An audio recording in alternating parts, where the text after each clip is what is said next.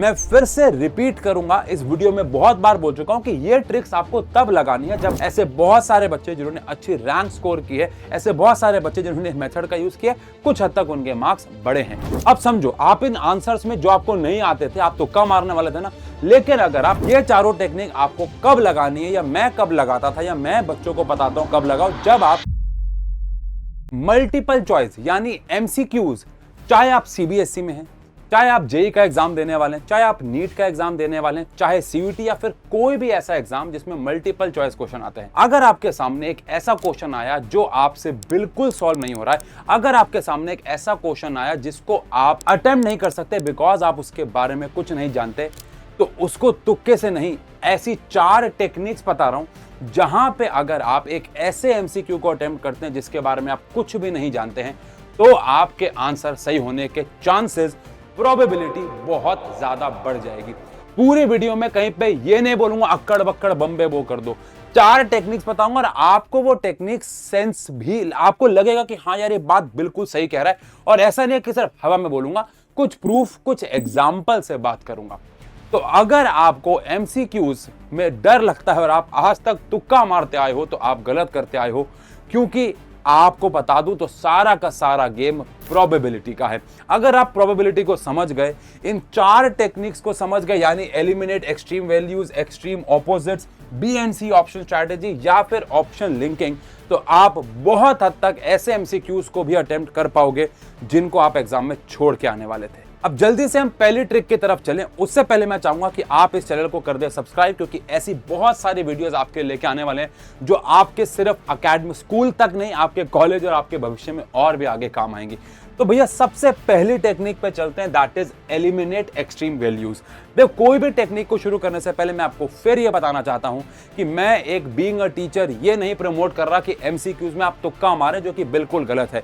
अगर आपको कोई भी क्वेश्चन कंसेप्चुअली आता है, उसको सॉल्व करना आता है, उसके बारे में आप जानते हैं, पूरी ईमानदारी से पढ़े, इस चारों टेक्निक को छोड़ दें। ये चारों टेक्निक आपको कब लगानी है, या मैं कब लगाता था, या मैं बच्चों को बताता हूं कब लगाओ, जब आप किसी क्वेश्चन के बारे में कुछ भी नहीं जानते।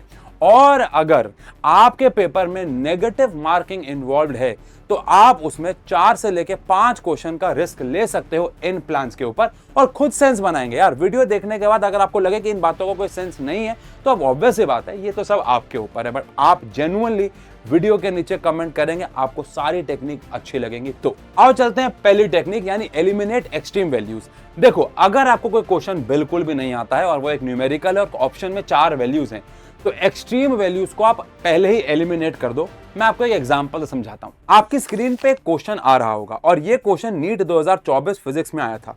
अब ध्यान से देखो तो इसके 4 ऑप्शन में से 2 एक्सट्रीम वैल्यूज आपको मिलेंगी, एक 0 और एक 10 न्यूटन। अब इन दोनों वैल्यूज को एलिमिनेट कर दो, तो अब आंसर 4 न्यूटन या 6 न्यूटन में से एक होना चाहिए, और इसका करेक्ट आंसर 6 न्यूटन यानी कि ऑप्शन 3 है। एक और एग्जांपल से समझो, ये क्वेश्चन भी नीट 2024 में आया था।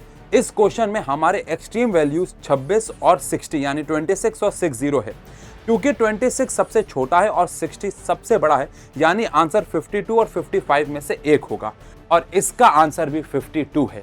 अब समझो, आप इन आंसर्स में जो आपको नहीं आते थे, आप तुक्का मारने वाले थे ना, लेकिन अगर आप एक्सट्रीम वैल्यूज को एलिमिनेट कर देते हो, तो आपके आंसर सही होने के चांसेस काफी हद तक बढ़ जाते हैं।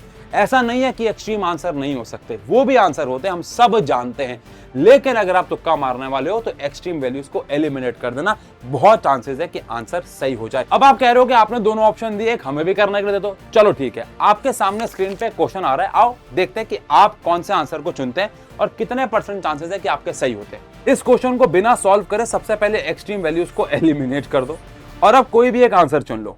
अब अगर आप इसे सॉल्व करना जानते हैं तो आप इसे सॉल्व करेंगे, लेकिन अगर आपने एक्सट्रीम वैल्यूज को छोड़ के किसी आंसर को चुना है, आंसर ऑप्शन नंबर 2 यानी कि 250 mg है।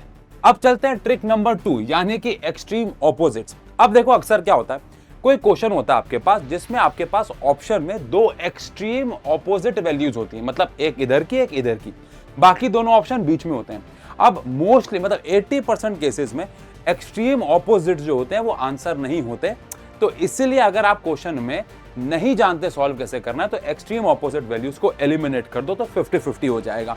नहीं समझे? आओ कुछ एग्जांपल समझाता हूं।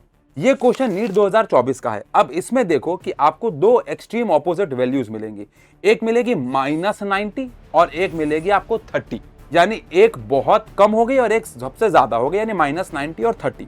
अब इसके बीच में दो वैल्यूज बचती हैं, एक बचता है 0 और एक बचता है -60। अब इस क्वेश्चन का आंसर 0 है।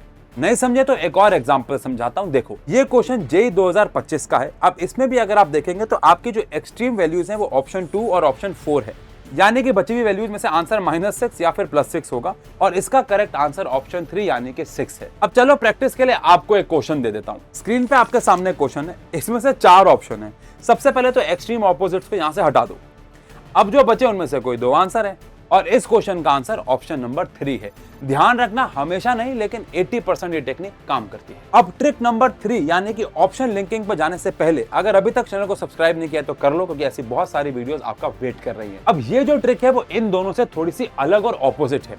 यहाँ पे आपको क्या देखना है कि अगर आपके पास 4 ऑप्शन है और उन 4 ऑप्शन में से कोई 2 ऑप्शन आपस में सिमिलर है या फिर लिंक कर रहे हैं, आंसर जनरली उन्हीं में से होता है।